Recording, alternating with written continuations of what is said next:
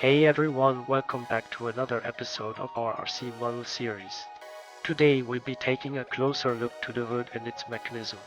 As I announced in a roadmap video a while ago, the hood latch has to be opened with a servo and some steel wires.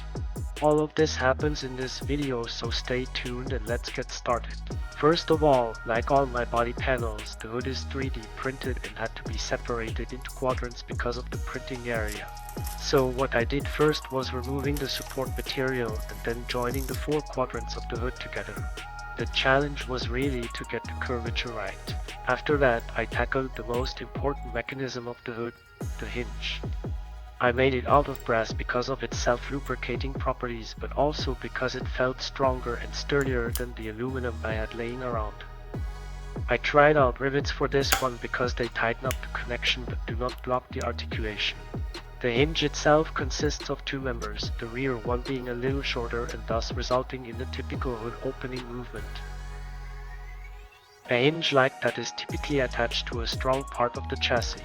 As you can see, I attached the hinge with 2 big M3 screws and nuts. After that, I had to come up with realistically sized gas struts. The only solution to this was to build them myself out of what I had laying around and actually not make gas struts but a damper system with strong springs inside. The rest of the construction is some kind of rod that pushes the springs inside of a brass tube. The mounts of the damper come from a RC toy and are great for this use. They seem sturdy and way too hard at first, but given the placement of the struts and the lever of the hood closes by gravity but stays open at a high enough angle. After having painted them black, I mounted them properly and I'm really happy about the way they work and look. The only downside to the paint on brass is that it chips off easily, so I'll probably invest in some kind of powder coating equipment if there are more parts with this problem. Having closed the hood with the hinge, I realized that I was a little bit too off with the curvature of the hood, so I tried to fix it. After that, I spent some time on some kind of NVH measures and did the interior part of the hood.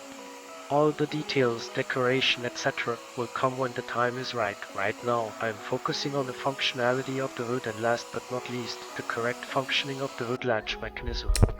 I researched part numbers for the 2 hood latches left and right, and it turns out Mercedes used the same latches as in other models that year, so there are plenty of pictures. After having taken measurements from pictures, I recreated the original hood latch twice and mounted them.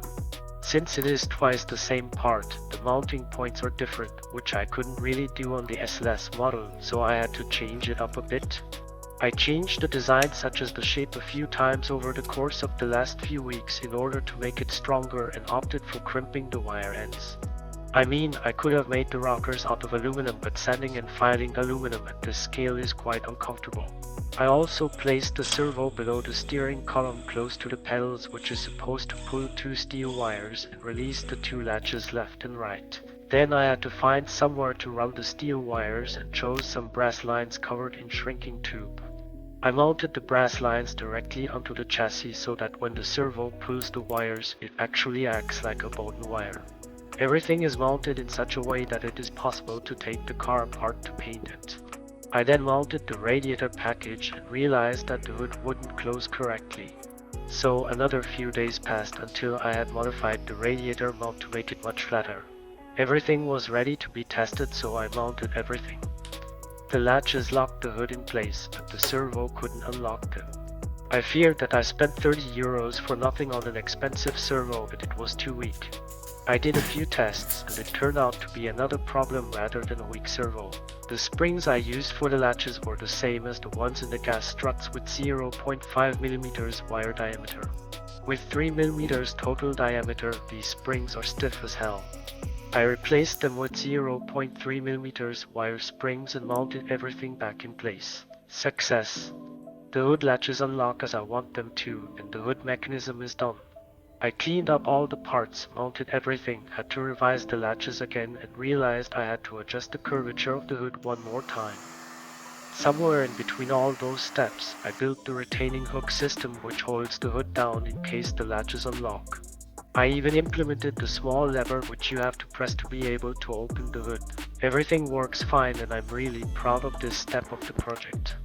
A functional engine hood with realistic hinges, struts and latches. Panel gaps will be addressed in a later step of the project. As I said, I am focusing on the functionality rather than absolute realism. This will be added later. If you feel like this deserves a like or a new subscription, then please do so because it really helps me a lot. Also, if you want to see me make these kinds of parts in aluminum, why not send me a coin or two over PayPal and support me massively by enabling me to purchase more equipment.